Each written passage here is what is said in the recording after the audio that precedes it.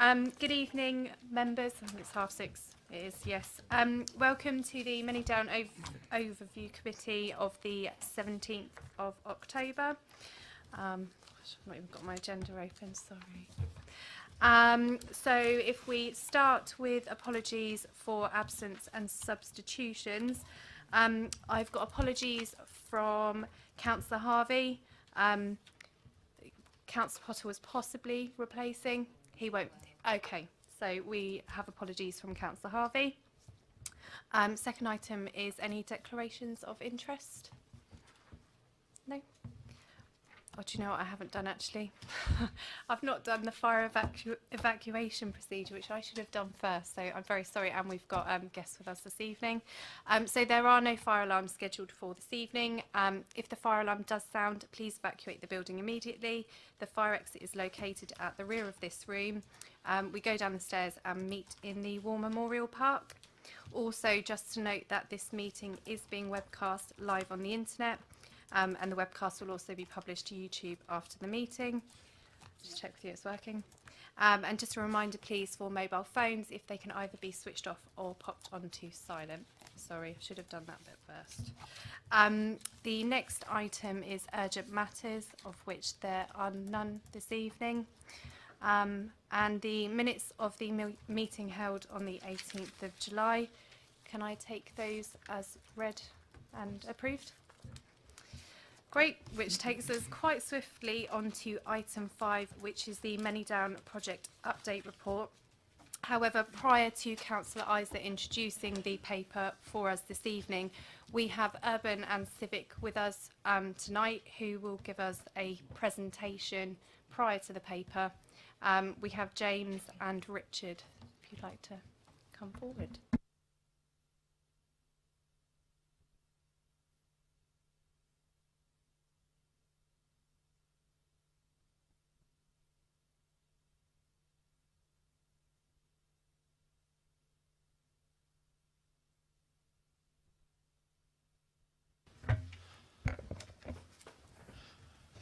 Good evening, councillors. Thank you very much indeed for the invitation this evening to speak. So what we, Rich and I, intend to do this evening is not talk about Manydown in any great detail, but more to give you a overview of Urban and Civic as the development partner coming in, and also about the way in which, in our experience, we've been delivering large-scale strategic settlements of the ilk of Manydown around the country, and then that will then form a base for then an understanding as to sort of how Manydown itself will move forward in due course. But this is not a Manydown specific presentation. So what we kick off by doing is, in terms of the way in which Urban and Civic operates, is as a master developer. So the stats on the screen in front of you are the Urban and Civic corporate stats. We are delivering 8 large-scale strategic sites around the country, including Manydown. That means that there's in those sites there's 33,000 consented and submitted homes, but that is really a headline stat to what then sits behind and comes with large-scale strategic settlements. So it's 23 schools, 7 million square feet of employment floor space, 53 kilometres of roads. That's on the sites, not off the sites. And significant thousands of acres of open space and parkland. So our focus is the delivery of large-scale sites within 100 miles of London and on key transport nodes, and the Manydown falls squarely within that sweet spot. To do this, we break down the people that we work with into broadly 3 groups. So partners, these are the people that are the landowning partners, the investors that we work with, and we are very proud to be adding Basingstoke and Deane and Hampshire County Council to that stable. But you can clearly see the scale that these sites therefore require to be operating at in the context of working with the Wellcome Trust, Aviva, Nuffield Health, the Claydon Estate, the Ministry of Defence. These are large landowning or financing parties that have the capability to bring forward large-scale strategic sites. Stakeholders, These are the local authorities, Homes England, and the various different parties that act as the LPAs and the highways authorities, and then the customers. Our customers are the house builders, the large-scale house builders, but actually the small and medium-sized house builders that are coming into the market, which I will talk about more later. The master developer approach is very much focused on the fact that we are not a house builder in the traditional sense, and we are not a land promoter. The master developer differentiates itself by wanting to have a very long-term alignment in the land and a delivery of the site. The master developer is as interested in the first tree planted as in the last roof tile laid. That means that they stay with the site throughout the delivery period and are not operating on short-term incentives as maybe you would regard a traditional house builder as doing. That means they've got a fundamental alignment on quality and on the speed of delivery through the site.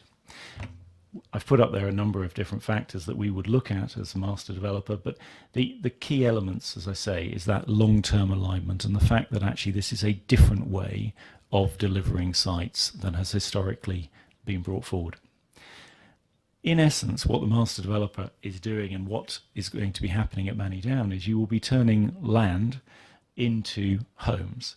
You will be moving from the wholesale market, large land block, to the retail market, the individual homes for sale.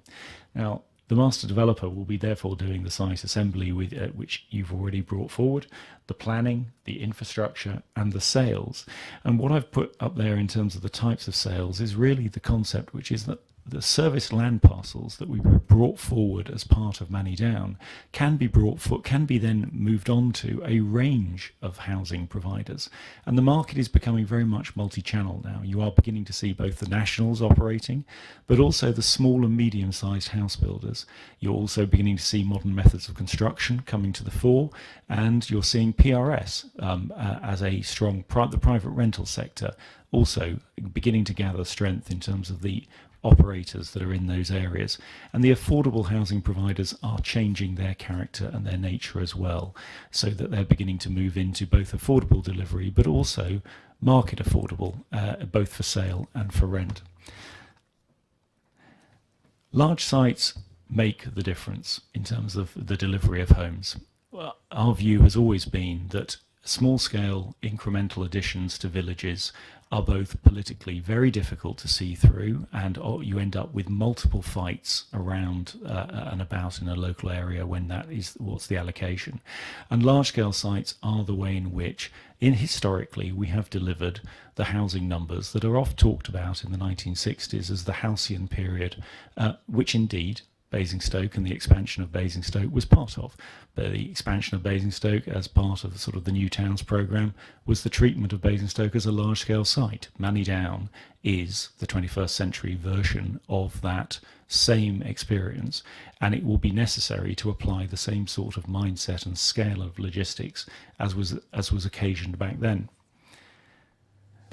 Small house builders have been disappearing from the market, there is no doubt about it. And part of the reason that small house builders have been disappearing from the market is that the nationals have been increasing their presence across the market. Why has that been the case? Well, what affects small house builders disproportionately is the land risk and the planning risk. They really struggle with taking on the national house builders in terms of competing for sites because they've got a great product, but they're less well capitalized, and they therefore can take less of a planning risk and fight the nationals in terms of actually the value of the land. The reason that the master developer and the service land product is highly relevant here is because actually the land and the planning risk has already been dealt with. On a large-scale service site, which is coming forward and releasing service land parcels into the market, the outline planning consent has been achieved. The framework that we'll talk about later for how those sites are delivered has already been established, and the way in which the land is released into the market is done on a highly advantageous basis for a small-scale house builder because it has less of an upfront capital requirement. So what you're capable of doing with Manydown, as we are doing across our portfolio of sites, is broadening the housing market. That's a really fundamental point, and therefore not just relying upon nationals, and not just therefore allowing the debate about quality to be brought forward by the nationals, but by engendering competition from people who are entering the market and who are seeking to establish themselves as quality providers. And they are trading on innovative design and quality in order to challenge the national order. And if you can do that via the service land parcel, you can create a level playing field. That makes life very interesting and creates a real opportunity for Manydown moving forward. What I wanted to put this slide up for is an understanding that actually in the context of delivering quality and delivering sites, the way in which the developer, in this case Devco, and which is the combination of Urban and Civic, Welcome, Hampshire and Basingstoke, will be moving forward is you will have to speculate to accumulate. There will be a capital spend which you've already put in and that we will then be topping up in terms of the amount of infrastructure and quality placemaking. And the line that goes down towards the bottom is what we call the peak capital requirement, how much money will have to go out before income starts coming in. Now that obviously can extend down quite a long way in terms of actually putting in the place and the infrastructure. But once you then start bringing forward the service parcels and you start selling the properties, the income starts coming back in. The key point is that actually large-scale sites should not take 7 years to go from inception to first delivery, and they should not have an average delivery rate of only 160 units a year. Those are historical figures that NLP, Nathaniel Litchfield and Partners, have put out and about in the market based on historic sites. Our approach is materially different. Our approach is to simplify the planning, get going as quickly as possible, and therefore being able to show delivery and absorption rates materially higher than the national average. And that's what we will be pushing for in relation to Manydown. And as we look at sites and the fundamentals that we look at in terms of investment, and why we're sat here after having gone through the procurement process, which has underpinned the Manydown experience for us thus far, is that we look for these core factors in terms of bringing forward a large-scale site. Location fundamentals, absolutely no problem. Land assembly, you did the hard work in relation to that, and that is now reaping its benefits. Infrastructure, again, this is a place which is materially advantaged by having significant infrastructure, the M3, the rail network that comes into Basingstoke. The engagement, again, led by Councillor Isaac and others to date in relation to with the local people, but actually very strong public support, and not only public support, but political support in terms of bringing this forward. And again, one looks at it from the outside and says, is that a cross-party support? And again, clearly there is a genuine collective belief that Manydown is a strong proposal to come forward for the town as a whole. That gives confidence. And finally, the flexibility that actually over a 15-year delivery period, the idea that we will have all the answers today. You saw the kids earlier today. I mean, those kids will grow into phenomenal advocates for change. I was unbelievably impressed by the way in which they advocated community in all of their ideas, whether it be a hammock or whether it be the mini golf. So it was all about bringing people together, and we've got to learn from those ideas and the next generations as they come forward, as the development moves forward. So they're having the ability to do that without nailing down every single element of it up front is a key element, and we have to underpin that with the concept of long-dated enabling capital. And the middle bit, HE Boost, is the concept of the Homes England money that's now available in order to boost delivery and accelerate delivery. So those are the really sort of core fundamentals that underpin it. I'll hand over at this point to Richard to talk about Rugby radio station specifically. Well, good evening. The reason we want to bring Rugby to your attention is really because it epitomises the master developer approach that James has been talking about, and really is the common thread that runs through our business model and how we treat all of our strategic land sites. Rugby's a project that I've been leading for over 3.5 years now, so is very dear to my heart. As you can see, I hope you can see from the aerial, it's a strategic urban extension to Rugby. It sits to the southeast of Rugby. It's a very large piece of land. It's bigger than Manydown in many ways. It's 1,100 acres. It's strategically positioned sit in the centre of the country, right next to the M1, A5, right next to the West Coast Main Line. So it's in a fantastic location. It was an allocated site. So when James picked it up, it was allocated. Actually, when we stepped into the project, there was a planning application very much like Manydown that's already been lodged. And as we picked up the project, we actually got that planning consent over the line. And since that date, I've been hard at work to deliver that project, take it from a greenfield site to actual delivery. And that's what our planning consent looks like. As I say, it is larger than Manydown, but many of the components will be similar. And indeed, the approach that we are espousing and the approach that we hope to be able to fulfil on Manydown is pretty much identical. But yes, the comment is, it's a big beast. James has touched on the point of flexibility. Really, these are very long-dated projects, so Rugby will take the best part of certainly over 15 years to see the full 6,200 homes delivered. And because of that, we need a very flexible framework through the planning consent in order to be able to shift with market trends, shift with the needs of the market as you travel through that 15 to 20 year period. And we've developed this 3-tier planning consent approach, which we think gives you flexibility because, as the headline says, flexibility is better than prophecy, because we can't really predict what the outcome is going to be of these projects because you can't look that far forward. So within the consent, it's a 3-tier approach which starts with the outline, which creates the overall principal framework for the scheme, and then more detail is layered onto each tier as you progress each phase. More detail is layered on a phase-by-phase basis. And what this does, it enables you as a public authority, as the local planning authority, to have a detailed input to the project at each stage, rather than actually setting that framework too rigidly at the outset. You have an opportunity to participate through design guides, through ecology, all manner of the project, all elements of the project. You'll be able to participate all through these different tiers. So we think that gives you as the authority a great deal of flexibility, but it also helps us to be able to respond as we move through different market cycles.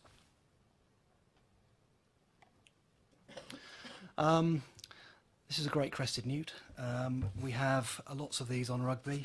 I know this is not something that we have, thankfully, at Manydown. There are other ecological challenges, I know. We've actually moved some 2,000 of these little creatures in Rugby. And what ordinarily one might think is a challenge to development, a hurdle to development, actually we've turned it on its head and actually turned it to our advantage. What these little creatures have given us is the opportunity to create green fingers all the way through our site. And again, coming back to the master developer role, we're very much in control of moving and dealing with the ecology, but also making sure that ecology contributes to the overall outcome of this place. So for us, great crested newts are a positive advantage in creating fantastic green environments around which you can build houses, which creates a great opportunity and wonderful places for people to live. So it's really turning a challenge into an opportunity. So how do we accelerate houses on these things? Are large, as I said, Rugby's probably nearly twice the size of Manydown. For us, it's about accelerating housing delivery, and how do we do that? Rugby has presented itself as an opportunity. The trunk that you can see on that diagram is a road that actually joins Rugby almost to the edge of the town centre, almost to the front door of the rail station. So by bringing forward a link road into Rugby, some 7 years ahead of the original anticipated delivery date, what we're able to do is open up more fronts for housing, which then accelerates your delivery. So James's point about how do we in this country deliver homes faster, well, we can do that on these large sites by having more than one sales front. And Rugby is a typical example, and it's an approach that we'll be adopting on Manydown as well, and is seen on pretty much all of our sites. So this was the site in 2015. Looks pretty empty. Well, that was when the consent landed. That's when I landed on the project. Now the site looks very different.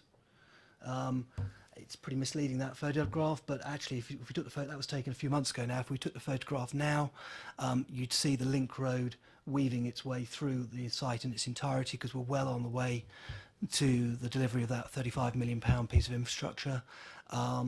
The scar that you can see on the top side is a strategic sewer that we're installing early to enable pretty much that will actually serve about 3,000 homes. So again, as master developer, we're able to put in this infrastructure early rather than a piecemeal basis to actually serve the site in the longer term. And for us, quality is a thread that runs through our business. We are hell-bent on ensuring that every development that we touch has a certain quality, and we're very keen obviously to bring that to Basingstoke and Manydown. We want to make sure that this project is an absolute exemplar and a key project in our portfolio. Rugby, quality was at the forefront of our minds in terms of but we've talked about newts and how that gave us that initial landscape infrastructure that we put in, that initial green infrastructure that we put in very early.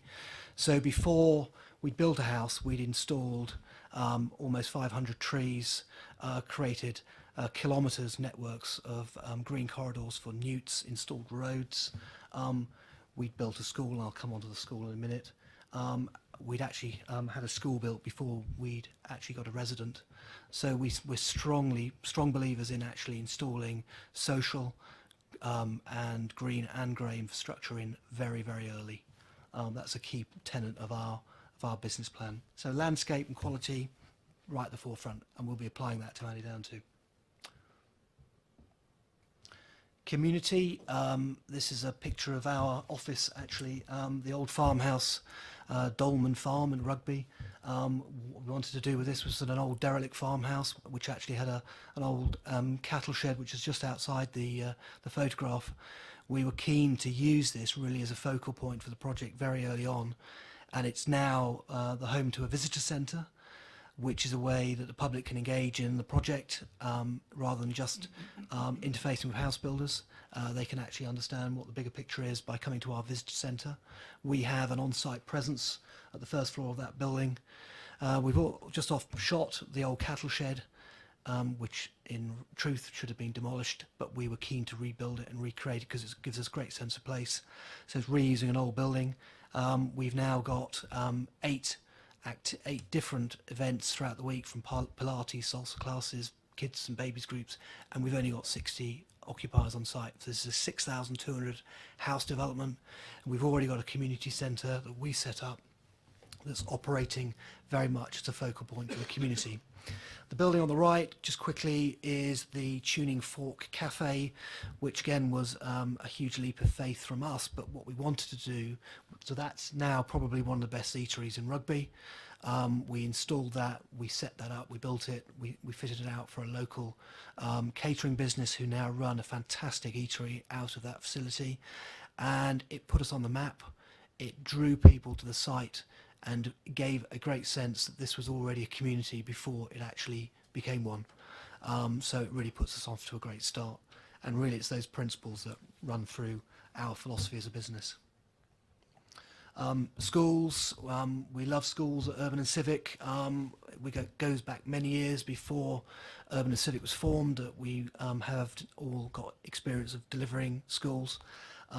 This school, in fact, the Bishop of Coventry is actually formally opening the school tomorrow. That photograph was, you might just recognise the character in the centre, which is Justin Welby, the Archbishop of Canterbury, came to inspect the school as it opened.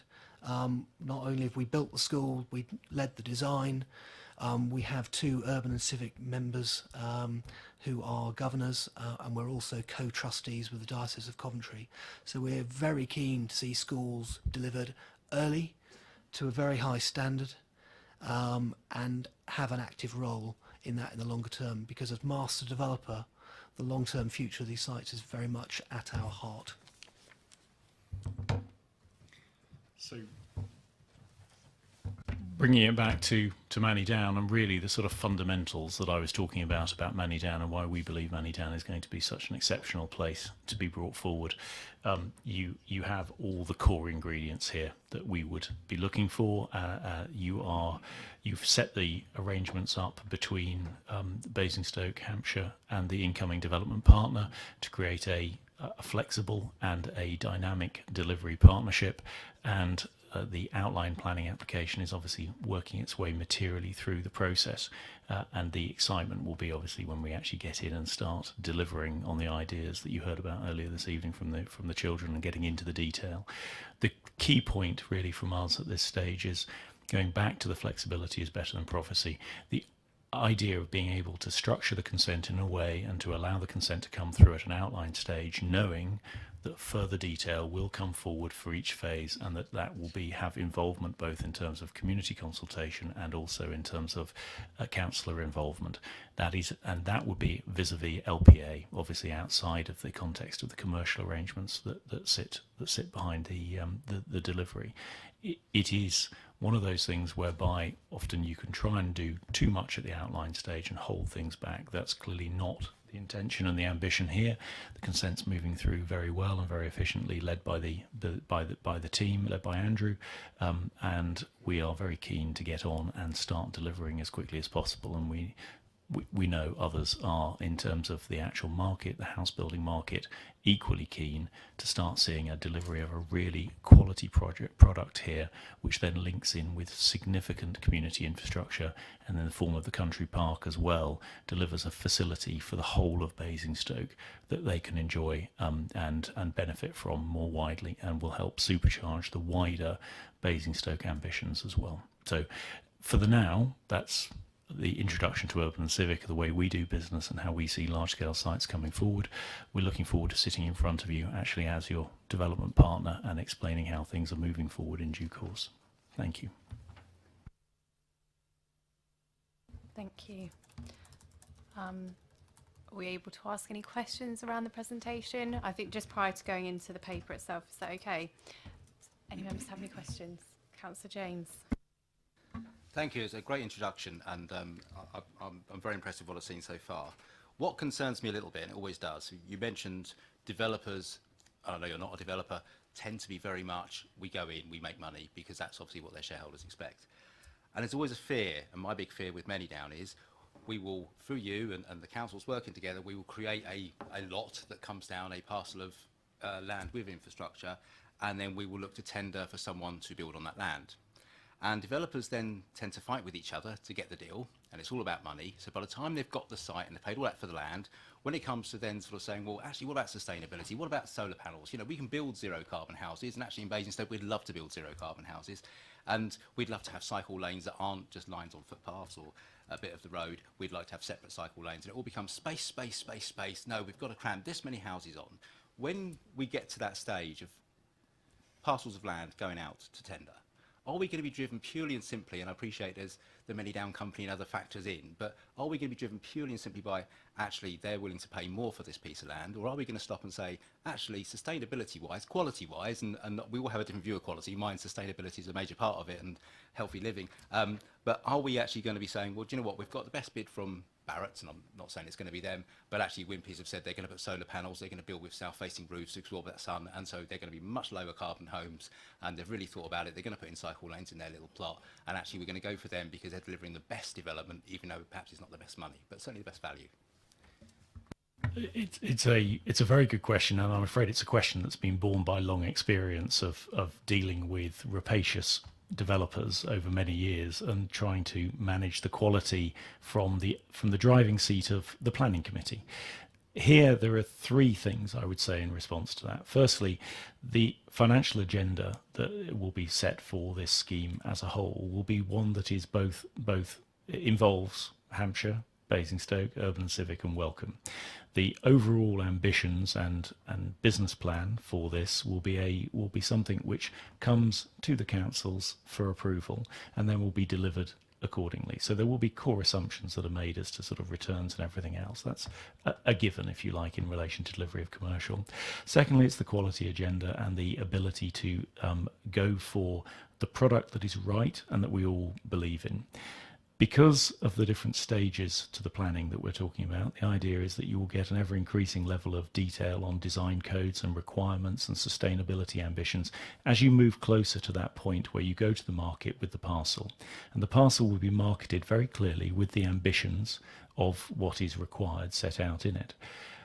Appraisals of the bids that then come back in are not just done on the basis of who bids highest, but also a believability in whether they will deliver the quality that is brought forward. And that is absolutely essential. And the reason I say it's absolutely essential and why the long-term alignment of the master developer approach is different is because, to be quite frank, if they deliver poorly, and if that housing stock is less than we expected or does not push the boundaries that we wanted it to push, then we have another 3,000 homes coming forward thereafter, and they will be negatively impacted by whatever has gone first.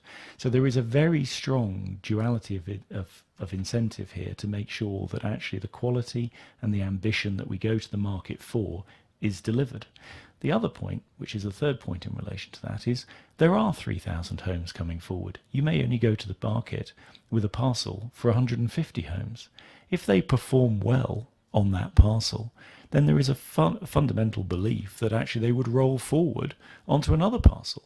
What's the most effective business model for a house builder but the rolling forward of a successful product whereby they're taking parcel after parcel after parcel? If they don't perform, they get kicked off.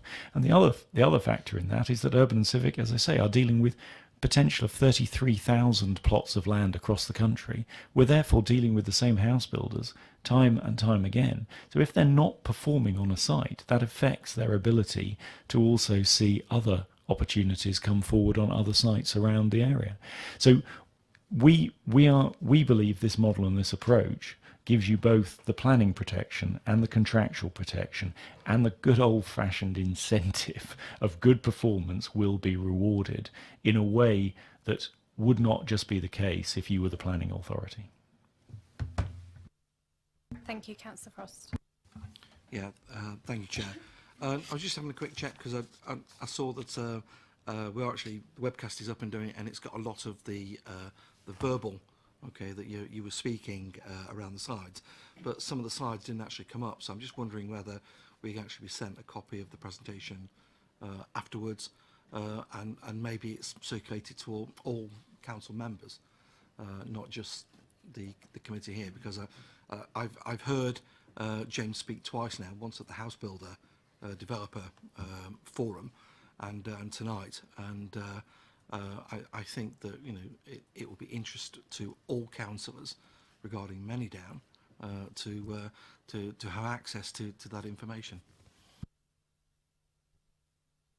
I think to circulate it to all members just at the moment might add we need to put a context around that, and part of the planning update we will do an all member briefing at a point to be arranged probably in November time.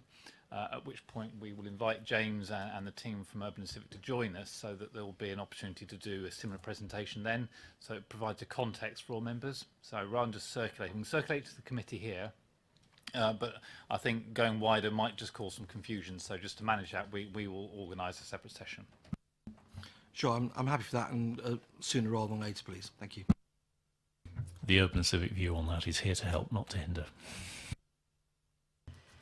Are there any other questions, members? Okay. Thank you very much for coming to visit us. Oh, Councillor Sherlock, sorry. I thought that was a very good presentation. Thank you. Infrastructure is a great concern to me. Are you identifying any particular ones like roads at this juncture, or are you doing that at a later date? So project-specific points will be coming forward at a later date in relation to, I think, the the planning update that's proposed, but by way of reassurance, the analysis that we have been doing of the work that the team have been doing here at Basingstoke and Hampshire in terms of bringing that forward is that there is an awful lot of thought and analysis that is going into that we would have expected to see and we would have done ourselves in the preparation of the planning application and how that can be brought forward. But a key point is, again, going back to the flexibility aspect of it, that as the scheme comes forward, the world around it in terms of the road network will also be changing. And so there are discussions with the local highways authority as to how the scheme can therefore respond flexibly to the scenarios that it is facing 10 years hence, rather than spending X million pounds on Y junction today, which may not be the junction which is the challenge in 10 years' time. So there is a lot of work going on in relation to that, but I'm sure we will come back and go through that in a lot more detail in due course. Thank you. Is that all questions? Thanks. So we will move on to the paper itself now. So Councillor Isaac will introduce. Thank you, Chair, and good evening, councillors. This is an update on the progress of the Manydown project. As a council, one of our priorities is to build new homes on Manydown. We want to get on with that, and we have to go through the gateway of, first of all, obtaining, or the next stage is to obtain outline planning permission, and we've been working on the basis that we will obtain or go to Development Control Committee before this side of the end of the year, if that makes sense.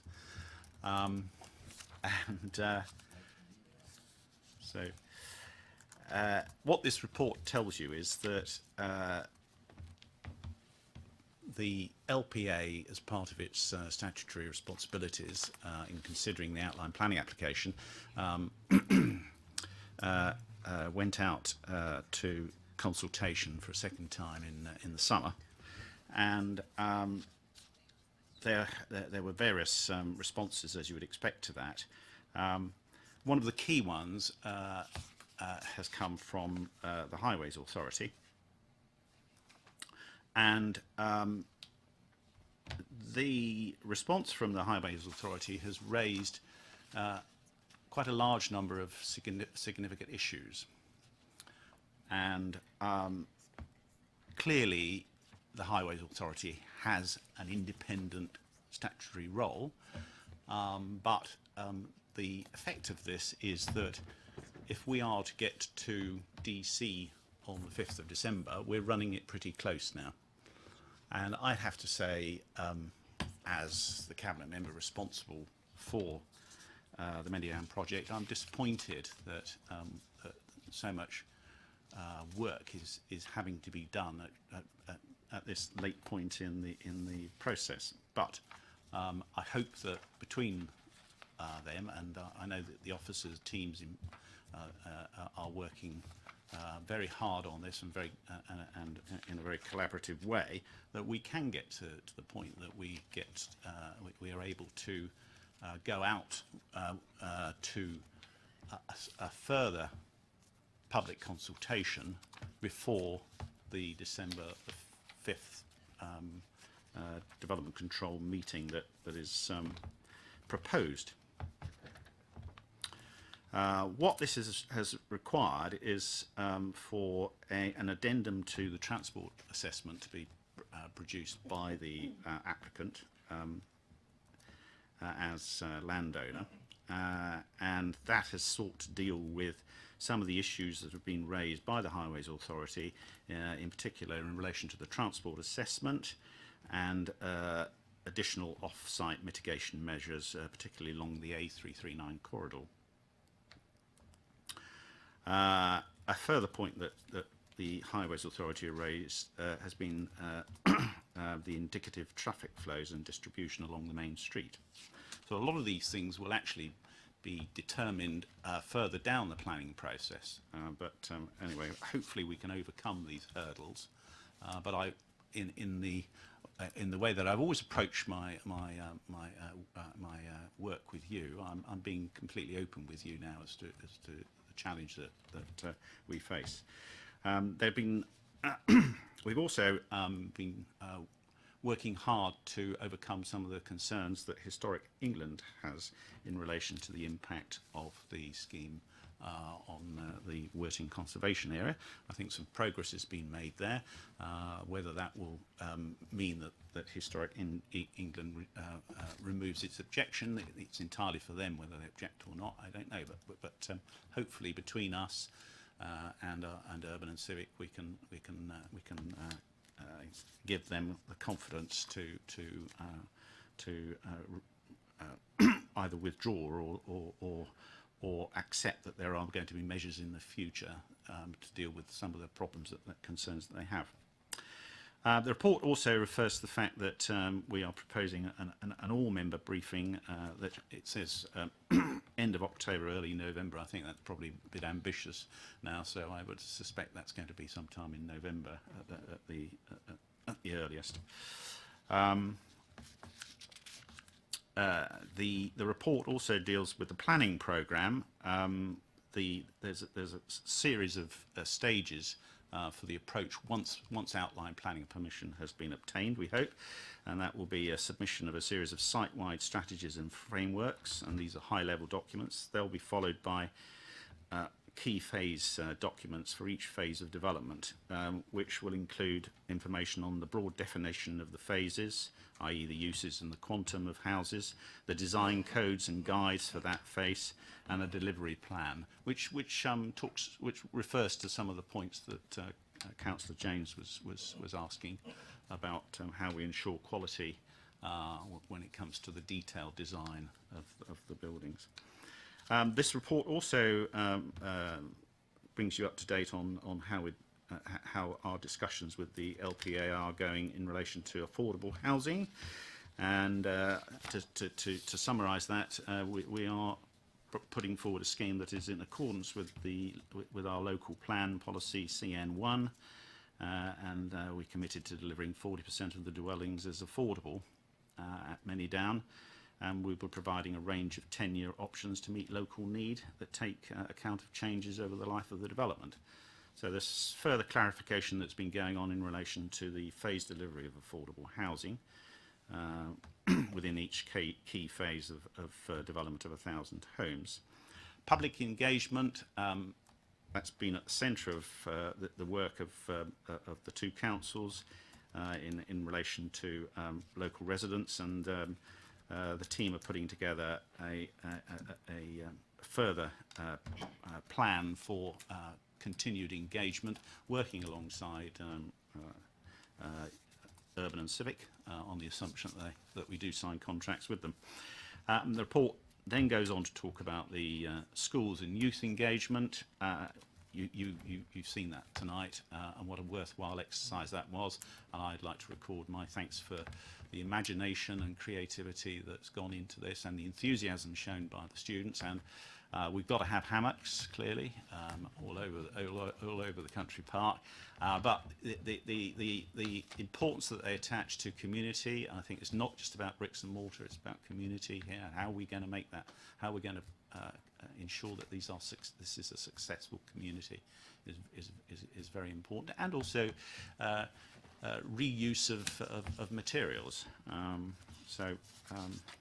We need to listen to that. Then there's an update here on how we're doing in obtaining government funding. We're doing very well. This is important in terms of accelerating the development. That we want that to happen, and also to make sure that the infrastructure is in place at the start rather than at the end. So we've been very successful in terms of the Housing Infrastructure Fund marginal funding of up to 10 million. These are big numbers. that's progressing well, and also not far behind, and hopefully will be confirmed in March of next year. Another £61 million from the Forward Funding Government Scheme. And then finally, a successful bid to the Accelerated Construction Fund, which would yield another £4.69 million. So some big numbers. The report then goes on to tell you about the discussions with the LPA about the Section 106 agreement. This is very important, because this is the legal agreement that we will be entering into with the LPA in terms of financial contributions, provision of physical infrastructure, mitigation works. So there's a good list there of obligations that are featuring in those discussions, like off-site highway works, public transport, pedestrian and cycle access, travel plans, affordable housing, self and custom build, safeguarded land for a secondary school, primary schools, early years provision, community buildings and a community development worker, land set aside for a health centre, open space and sports provision, the country park, strategic allotments, flood risk proposals, environmental impact mitigations, and safeguarding land for a future railway crossing. And I'm sure there's probably a few more, isn't there, Andrew, on top of that? But yes, yeah, good. Anyway, that's important, because that's what the development will be giving back to the community, so it'd be interesting to hear your views on that. The report then refers to the budgets for Manydown through to 2021-22, and that covers both the revenue budget for Manydown and also the capital development budget. So that's all contained in that report, and that is where I think I should come to a close. You probably agree. Thank you, Councillor Isaac. Andrew, do you wish to add anything? No? just checking.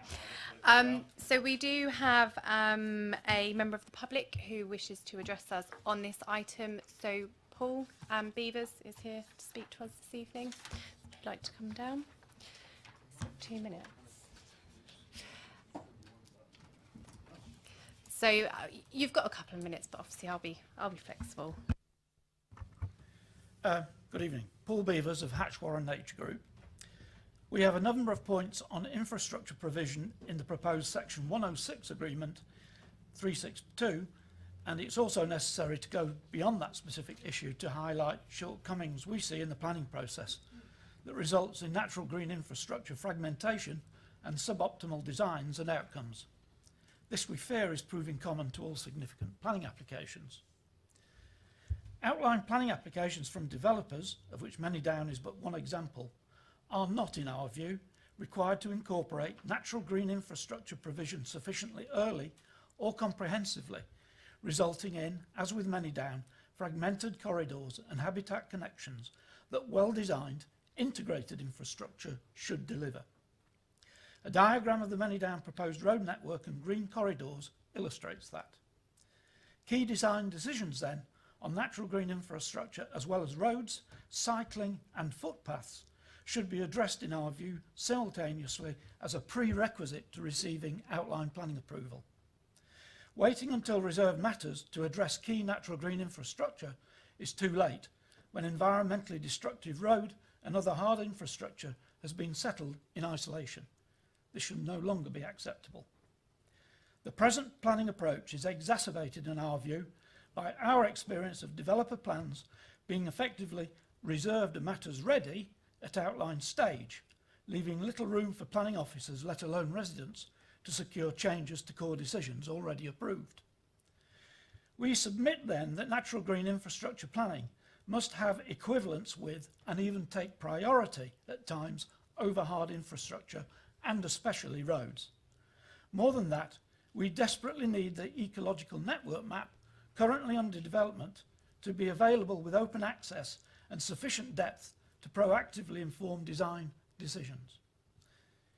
Just finally, of 218 countries assessed for biodiversity intactness, if you like, just biodiversity, in the State of Nature report in 2016, the UK is ranked 189, close to the bottom. We need councillors to help reverse losses by supporting improvements to the planning process so that we can secure better outcomes for nature as well as people. Thank you. Thank you, Paul. Councillor Isaac, Andrew, do you have any response, please? Yes, thank you, Mr. Beavers. You raise some very important issues there, and clearly they're quite complicated, and therefore I'm not really in a position to give you an immediate response. I will ask the officer to do so, but what I do want to do is not lose sight of this, and so I'd be very happy for you and I to meet to discuss some of your concerns, because I do think that while we may be able to meet you 100% of the way, I think it's important that we do listen to what you have to say and some of the concerns you raise at this key point. But if you're happy to meet, then we'll do that. But in the interim, if I could ask Andrew Reynolds to give you a response, such as he's been able to garner in the time that we've had on this. Thank you, Councillor Isaac.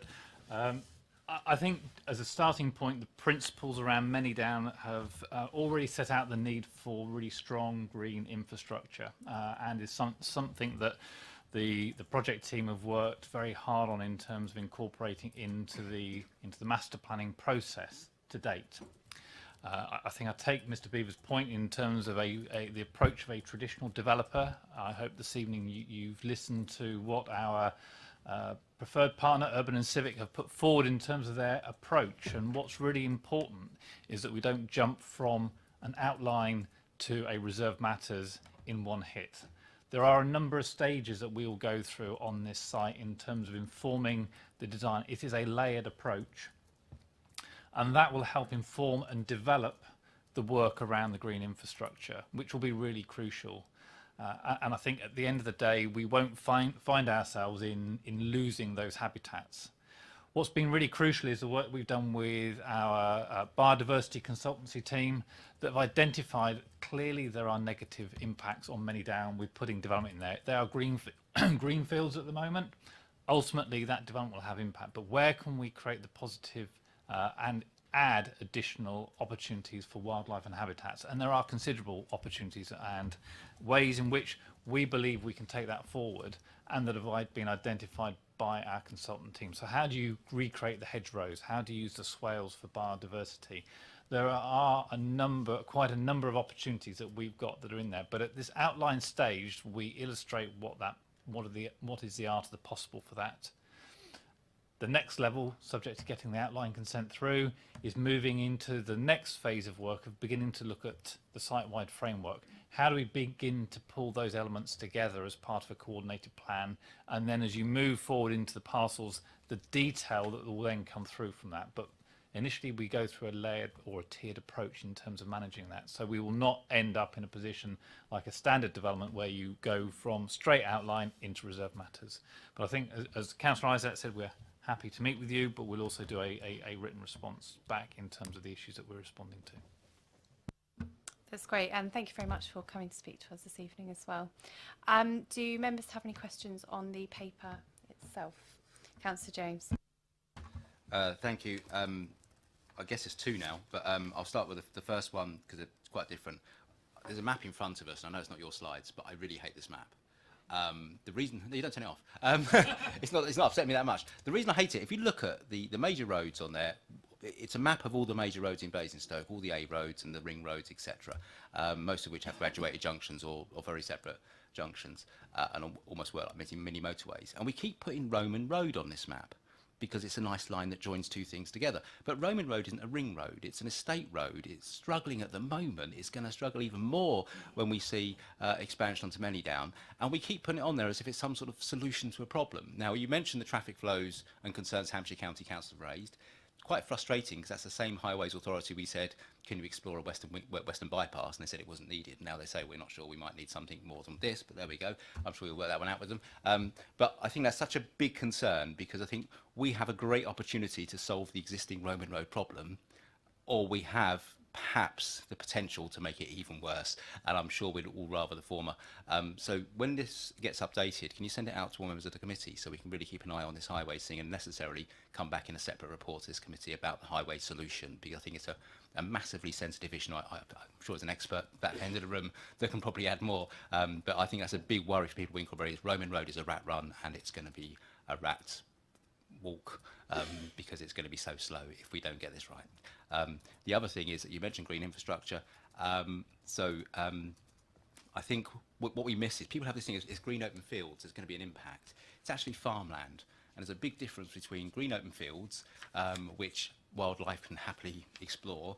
Often farming processes can actually cause more harm to wildlife. So it's not just an opportunity as a what can we retain, it's actually what can we enhance, because when the pesticides have gone and the farming's gone, there's an opportunity to recreate something that probably went missing years ago when we farmed it to death. So I don't want us to go, I want us to go beyond just can we keep what's there and retain as much of it. Actually, what can we add? What can we enhance? What would have been there 100 and 200 years ago before modern farming practices, and can we bring it back? That's it. Thanks. Was that? I don't think you asked a question. I said, can we bring it back at the end? That was fine. You didn't require an answer right now. Okay. Are there any other questions, comments? Councillor Frost. Yeah, thank you very much. It's probably a question more to Andrew, but also possibly you, Councillor Isaac. The amount of work that's been put on our authority for the challenges regarding the road structure is obviously quite immense. I'm very, very concerned that we are not going to hit December's, DC meeting. What backstop provision have you got? What backstop provision do we have? Okay, or is it just a question of the fact if we miss it, it has to go to the next available one? I mean, what's in the plan for coping with this particular issue? Thank you, Councillor Frost. I think the current position, we submitted the addendum yesterday to both the LPA and the Highway Authority, and we're waiting for feedback to come back to us. I'm due to have a call with them tomorrow to get to the Highway Authority to understand if and what issues may still be continuing to concern them, and to work through in terms of where we are in managing that expectation through to a DC committee date. That again is aligned with the work we're doing with the LPA and particularly Matthew Evans' team. So we're aligning that up tomorrow. I can't give you an absolute what is the backstop, but this is a key issue for the management of the council in terms of our discussion both internally and with colleagues at Hampshire in ensuring that we get the right application going through to DC committee so the right decision can be made. The worst thing we want to do is to take something forward that would be flawed, that would end up in an issue arising at DC committee. So that's key for us, but it's also the imperative to move to getting this before DC committee so a decision can be made and we can then move forward to the next stage. Yeah, thank you very much, Andrew. Yeah, my only comment on that is the fact that, I find it incredible at this late stage. You touched on it earlier, Councillor Isaac, that Hampshire County Council have come back, certainly with the highways, with all these challenges right at what is almost the very last moment, when we are so reliant on this particular site to actually up our housing numbers and ensure that we're able to keep control of our house planning and with the local plan. So, it really, when I read it, it was quite interesting because I thought, well, okay, there's an issue here, but really, it was only tonight when I heard you actually mention it about the severity of just how severe this is, and how much that this could actually rock the boat, and has grave implications on potentially building housing numbers, okay, for next year, and it's something that I'm very concerned about. Yes, and I can appreciate why you say that. My hope remains that between the applicant and the Highways Authority, that we can do what's necessary in order to get us to a point where the LPA is able to put forward recommendations to DC committee in December that there's a sound outline planning application, and that these issues have been fully addressed. But we shall see. But I think that there's been a lot of good work that's been done. It may have been rather later in the day than it should have been, but we will get there, I'm sure. And but I fervently hope that it will be in December rather than January. Thank you. Are there any other questions? No? Any comments anyone wishes to make? I know you have. I do have questions now. No. So I think just as a summary, I think just need to pick up the point around the all-member briefing and get a date in the diary as soon as possible, just so we can ensure we get as good a attendance as possible. John, you also, Councillor Isaac, sorry, mentioned around recording your thanks to the students, but also the office team. I think we should probably extend that to recording committees' thanks. Yeah. So also the point around not losing sight of the importance of strong green infrastructure as well. I think we can all agree with that. And obviously a meeting will be arranged in due course with yourself, Paul Beavers. And it would be good, actually, and I hope the committee would agree, if something can come back and be timetabled around the highway solution, because I'm sure it's something that all members are probably quite interested in. So if we could take that away as well, that would be great. And that is all I've got, unless I've missed anything. Okay. Thank you. So we will now move on to item 6. I will hand over to Councillor Isaac to introduce. However, members, we do have a confidential slide to view on this item. What I would propose that we do is we save that until the end of the meeting, just because we've got members of the public, etc. And I don't want to have to send people out to bring you back in. So as long as you're comfortable with that. Yep. Yeah, so we'll deal with the agenda in full, and then we'll come back regarding that slide at the end. So, Councillor Isaac. Thank you, Chair. So this is an update on the progress on governance and procurement. This is the process of procuring the appointment of our preferred private sector partner for the Manydown development joint venture. And an update on the governance arrangements for the Manydown Garden Communities LLP. So some progress has been made on both counts, and in fact the MGC, if I may call it that now, was incorporated, and the first board meeting was held on the 7th of September, and there's been a subsequent one since then. As far as the process of procuring our private sector partner, Urban and Civic and Welcome Trust, it's anticipated that the councils will approve the final contracts shortly, and that the DevCo business plan will also be put forward and approved over the next few months.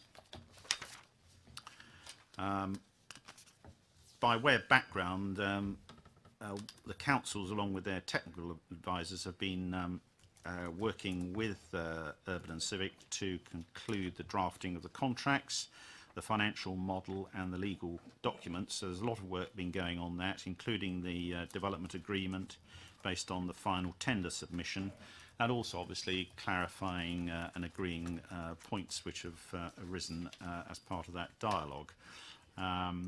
You're going to be briefed on these outstanding key points in the confidential session by Andrew.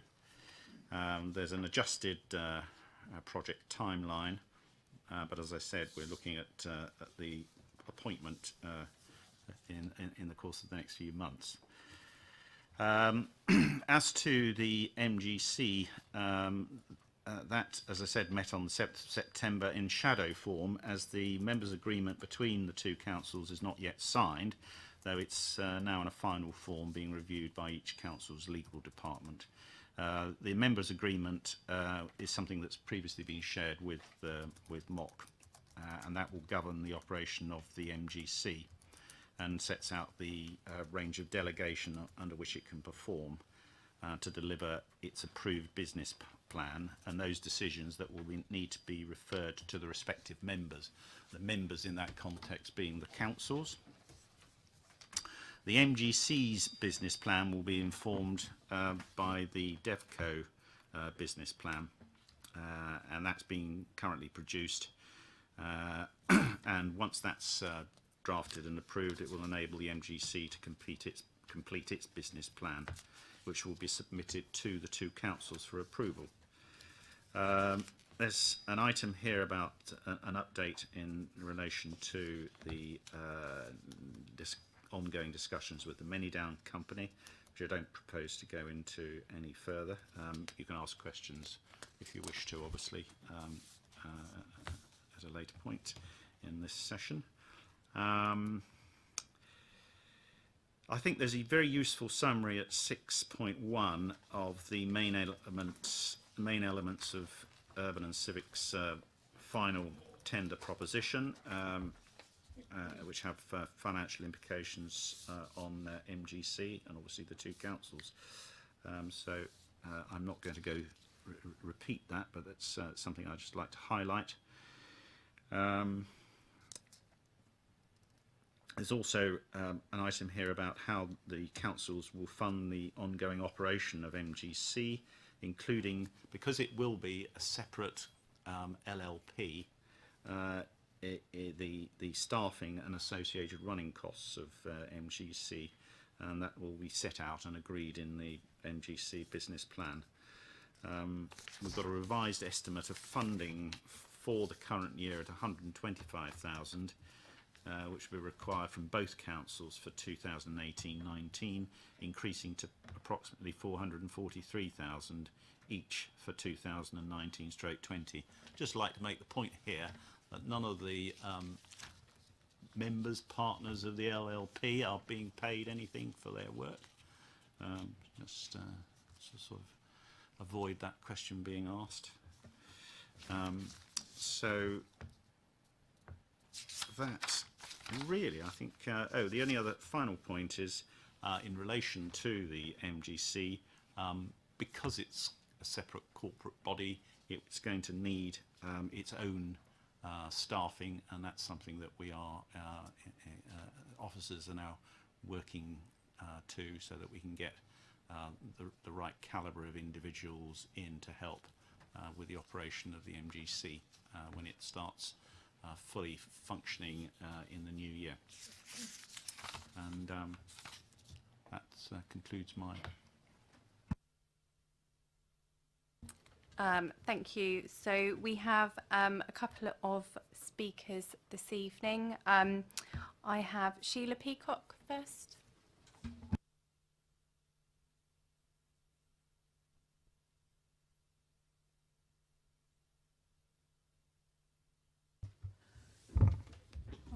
Good evening, Sheila Peacock from Tadley, Basingstoke Transition Network.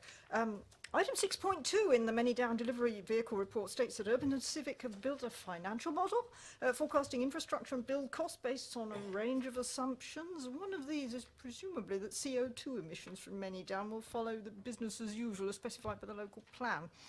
I think on the 8th of October, all this changed because the Intergovernmental Panel on Climate Change, the IPCC, issued its report on keeping average global warming to 1.5 degrees C rather than 2 degrees C.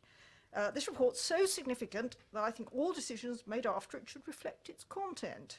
And it says that to keep the global warming to 1.5 degrees C, we have to reduce CO2 emissions by 45% by 2030 and to zero by 2050. And 2030 is only 12 years away, so we can't assume business as usual for Manydown. So, if we make the reasonable assumption that the Westminster government, unlike some I could name, will heed the advice of the scientists, then we've just got time now to get ahead of the game. Westminster will be slow on the uptake on this because of, shall we say, other preoccupations. But if we get Manydown carbon neutral now, we can probably spare ourselves lots of pain reaching the targets that I expect Westminster are eventually going to set us when they do get their act together.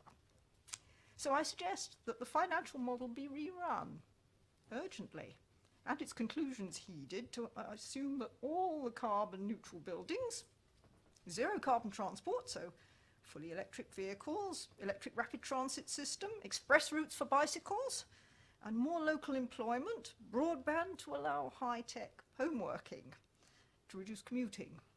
And finally, most urgently, the infrastructure must be designed from scratch for zero waste, including energy from sewage, electricity and heat from renewables, gardening, allotments, composting, and a convenient and effective household waste recycling centre. Clause D7 of the IPCC Summary for Policymakers, the first sentence specifically mentions local councils. It says, strengthening the capacities for climate action of national and subnational authorities, civil society, the private sector, indigenous peoples and local communities can support the implementation of ambitious actions implied by limiting global warming to 1.5 degrees C. Thank you. Could I ask if either Councillor Isaac or the project director has any response, please? Well, thank you for that. Clearly that report is making some very major recommendations and changes in behaviour. It's a recent report, and I think its impact is potentially very far-reaching, and therefore you will understand that we need as an organisation time to absorb that and to think about what effect it may have in terms of what we're proposing to do at Manydown. And obviously we have to work within the framework of government, and you do make reference to Westminster. We are an organisation that is dependent on working in accordance with the rules that central government sets. So we will need to continue to do that to make sure that we're acting in a lawful way here. I think that the ambitions for Manydown are very much that we should be doing what we can to reduce the carbon impact of the new development. But I think rather than me attempting to give you any sort of clear answer tonight, I think it's a case of yes, thank you. We are aware of the report. Thank you for raising it in this public forum, and we'll take it away. Thank you very much. And I appreciate also Urban and Civic stating flexibility, one of their key things that they should be able to deal with this. I'm encouraged by that. Thank you. Thank you. Martin Heath, I also have you down to speak.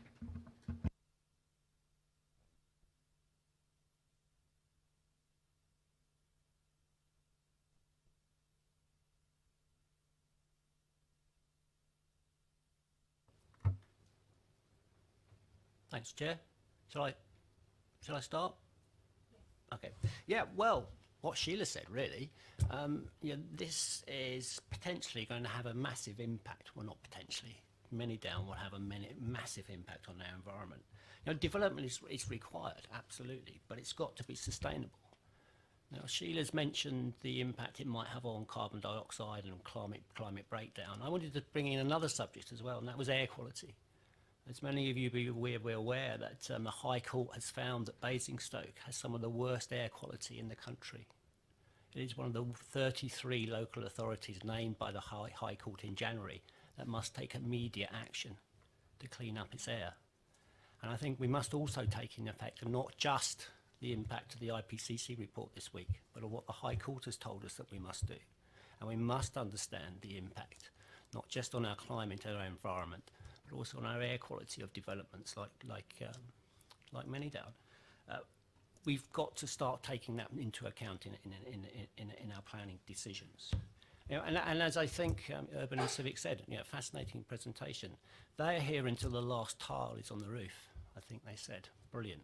But us, our children, and our grandchildren will be here for the next 100, 150 years. They will be the people that have to live with the consequences made in this room and at Development Council over the next 2 or 3 months, 2 or 3 years. If we don't take into account the impact that Manydown might have on our climate and will have on our air quality, then we're setting a terrible precedent for them, and they're going to have to live with the consequences of our decisions. So really it's just an appeal to this committee and to anyone else involved in Manydown that we really do consider the impact that Manydown will have on our climate and will have on our air quality. Thank you very much. Thank you. Is there any comment, Councillor Isaac? Yes.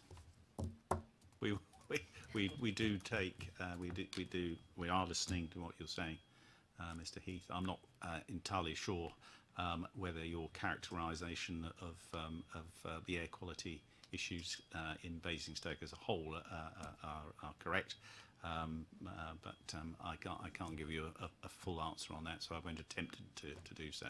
But the general points you're making need to be considerations for the approach we take in developing Manydown. But as Councillor James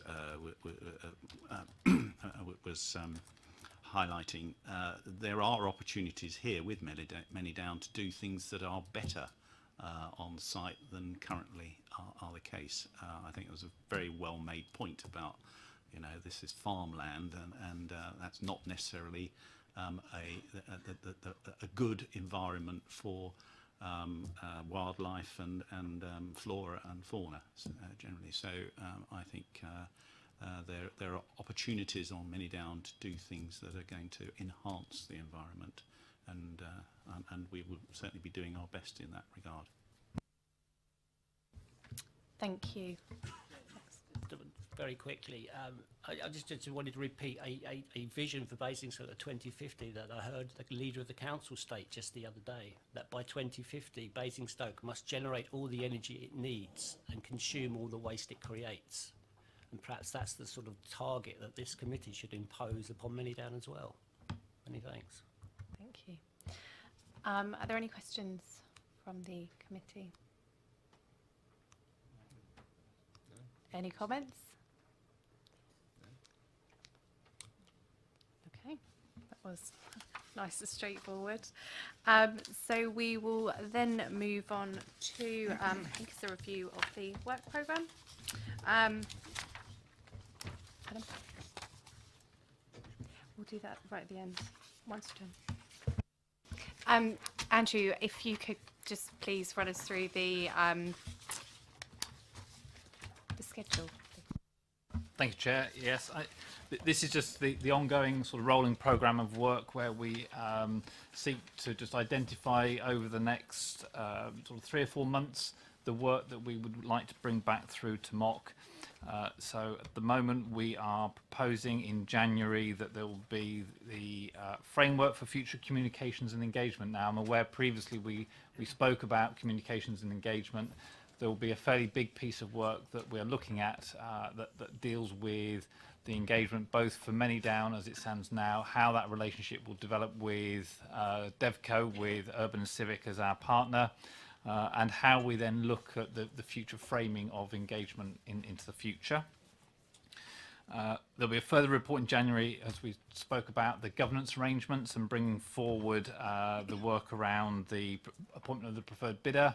That will include the business plan, so you get an insight in terms of what that business plan looks like before it goes back into Cabinet.